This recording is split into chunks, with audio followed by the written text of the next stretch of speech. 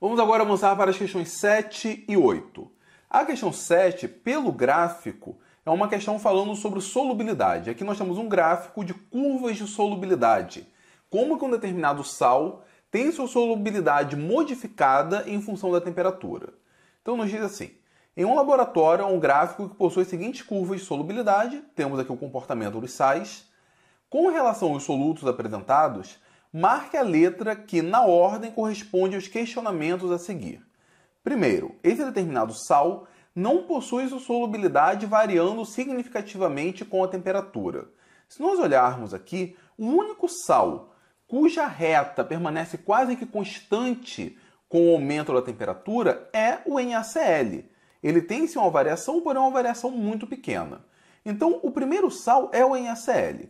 Olhando aqui as alternativas, nós já cancelamos a alternativa A, cancelamos a C e cancelamos a E. Vamos ficar apenas, então, com a B e a D.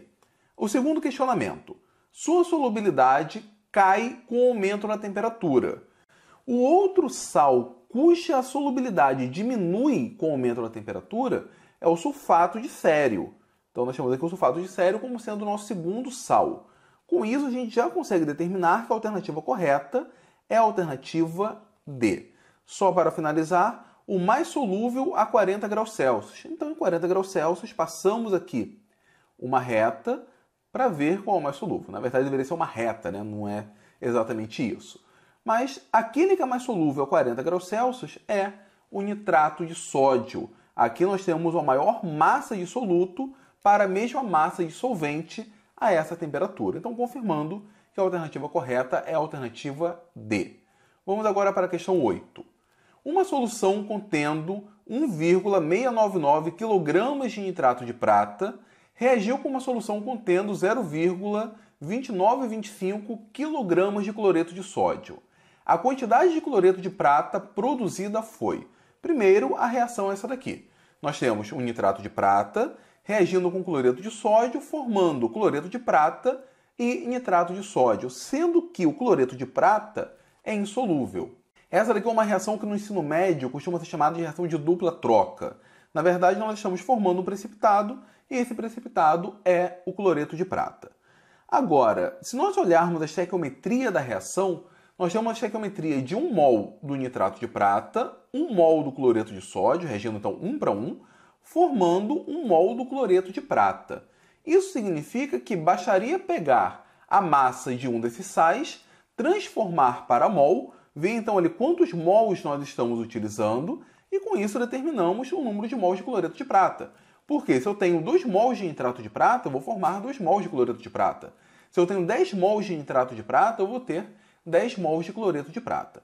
Acontece que sempre que vocês receberem uma questão desse tipo, uma questão que tem uma expressão química, uma reação química, e nós temos ali mais de um reagente e nos fornece a massa de todos os reagentes, nós precisamos determinar qual reagente está em excesso e qual é o reagente limitante e fazer a conta com o reagente limitante. Sempre que nós tivermos 2 reagentes, 3 reagentes e tivermos a massa de todos os reagentes, precisamos verificar se há ou não reagente em excesso. Então, a primeira coisa é determinar a massa molar dos sais. No caso do nitrato de prata, é 170 gramas por mol, no cloreto de sódio, é 58,5 gramas por mol. Agora precisamos determinar a quantidade molar desses sais. Nota que nós temos a massa tanto do nitrato de prata quanto do cloreto de sódio. Então, podemos dividir a massa que nos foi fornecida pela massa molar, expressando em gramas. No caso do nitrato de prata, nós temos 10 mols. Para o cloreto de sódio, nós temos 5 mols. Notem que a estequiometria é 1 para 1, mas as quantidades não estão nessa proporção.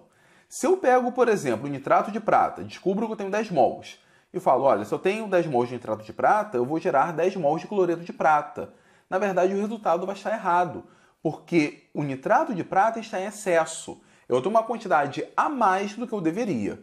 Como eu tenho 5 mols de cloreto de sódio, eu preciso de apenas 5 mols do nitrato de prata. Eu tenho 5 mols em excesso. Então, na hora de fazer a conta, eu vou fazer a conta com o cloreto de sódio. Se eu tenho 5 mols de cloreto de sódio como reagente limitante e a estequiometria é 1:1, eu vou formar 5 mols de cloreto de prata. Olhando então as alternativas, a alternativa correta é a alternativa E. Com isso, então, finalizamos as questões 7 e 8. No próximo vídeo, mais 2 questões.